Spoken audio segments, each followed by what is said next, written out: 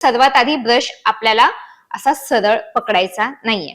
तुम्हाला जो ब्रश आहे ना तो असा 45 डिग्री मध्ये पकडायचा आहे, म्हणजे अशा पद्धतीने, ज्यामध्ये अर्धे जे ब्रशचे जे दात आहेत ना ते अर्धे तुमच्या दातांवर आहेत आणि अर्धे तुमच्या हिरड्यांवर आहेत. अशा पद्धतीने तुम्हाला ब्रश पकडायचा आहे आणि तुम्हाला रब करायचंय, पुल डाऊन करायचंय, रब करायचंय, पुल डाऊन करायचंय. आता जेव्हा तुम्ही हे रब आणि पुल डाऊन करताय तेव्हा तुम्हाला एका वेळेस जास्तीत जास्त 2 ते 3 दात घ्यायचे. सो बघा, तुम्हाला अशा पद्धतीने ब्रश पकडायचाय, रब करायचंय, पुल डाऊन करायचंय, रब करायचंय, पुल डाऊन करायचंय, रब पुल डाऊन, रब पुल डाऊन, रब पुल डाऊन. हे तुमचे वरचे दात झाले. आता आपला खालचा जो जबडा आहे सेम त्याच पद्धतीने तुम्हाला करायचंय.